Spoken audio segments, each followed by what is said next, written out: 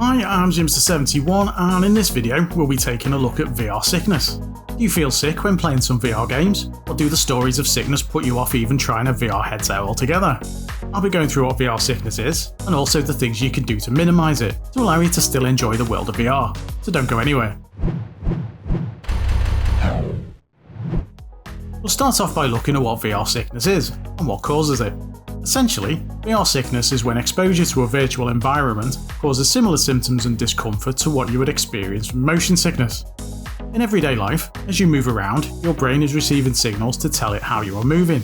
Your eyes are obviously seeing the movement and passing this onto your brain. The brain is also receiving signals from your vestibular system, which is based in the inner ear and governs your sense of balance. This system helps the brain detect the movement of our head, as well as things like acceleration and deceleration.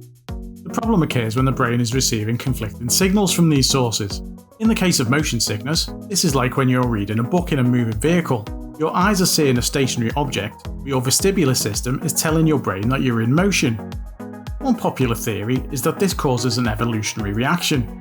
Your brain is associating the sensations as having ingested something poisonous, and is making you feel sick to expel the poison. There are other theories, but this is the one that normally gets the headlines.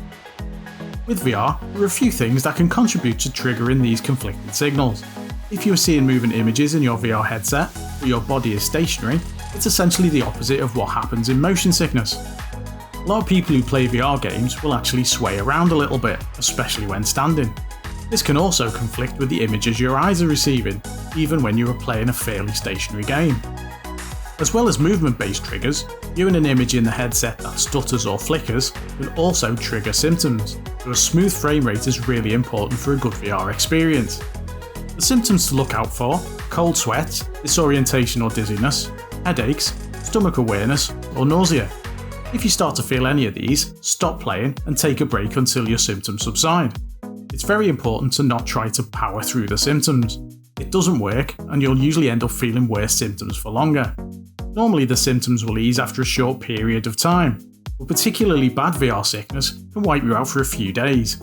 In some cases, your brain can also build a negative association with VR, so you can start to feel symptoms from just putting on the headset. Remember that VR sickness isn't about toughness. Anyone can be affected by it, especially those new to VR. Some people are lucky enough to not be affected at all, but the majority will encounter symptoms at some point. Regular exposure to VR will usually acclimatise your brain to the conflicting signals, as it learns that these sensations aren't actually harmful to you. Over a period of time, you will find that your symptoms should reduce or even disappear altogether. This is often referred to as gaining your VR legs, as a reference to sailors gaining their sea legs when acclimatising to seasickness. If you're finding that a particular type of game causes symptoms for you, keep trying them from time to time, stopping as soon as you get any symptoms. You'll hopefully find that you can manage a bit longer with the game each time. It's important to take things at your own pace. Everybody is different, and what works for somebody else might not necessarily work for you. There are a number of things you can try to help reduce VR sickness. Don't play if you're feeling too tired, or if you're already feeling ill. Don't play on an empty stomach or after a heavy meal, or if you've been drinking alcohol. Have a source of fresh air, such as an open window or a fan blowing on your face. Ginger helps a number of people, so things like taking ginger tablets, chewing ginger gum, or drinking ginger beer.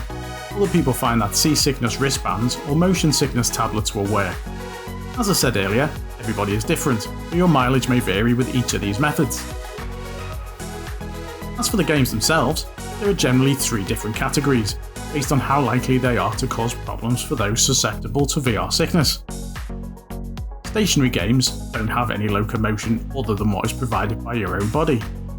These are the least likely to cause any sickness, because any movement in the virtual world corresponds to your real world actions. Examples of this type of game include Beat Saber, Space Pirate Trainer, I Expect You to Die,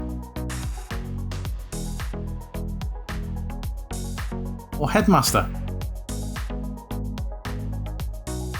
Next we have the mild games, which will tend to only have locomotion in a forward direction, movement by teleporting, or slow smooth movement. A lot of people would tend to be fine with these, but there is a chance to develop sickness for new VR players, or those who are more susceptible to it. Examples of this type of game include Moss, Blood and Truth, Robo Recall, or Res Infinite. Finally, we have the extreme games. These tend to have a lot of smooth or fast locomotion in all directions, and generally require decent VR legs to be able to play without any sickness. Examples of these include Sirento, Firewall 0 Hour, Wipeout,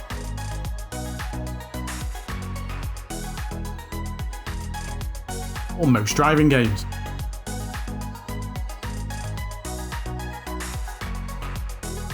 Most VR games these days will come with a range of comfort options to allow you to tailor the experience for your personal preference or tolerance level. The common ones allow you to customise the turning, forward movement, or the field of view. Whilst the options do make the games more comfortable to play, they often come at the cost of immersion. Turning is often a choice between smooth or click turning.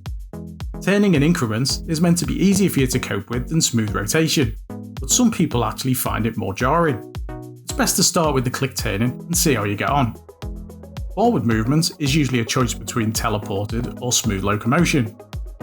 The smooth option is like you would see in a normal FPS game, and is the most likely to cause sickness problems.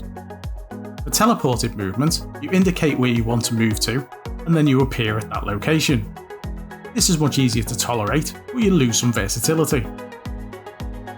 Field of view option is normally to add what is called blinders to your view. This is a vignette that appears around the edges of the screen as you move forward or turn. Studies have shown that a larger field of view is more likely to cause VR sickness, so the blinders are effectively reducing your field of view as you move around.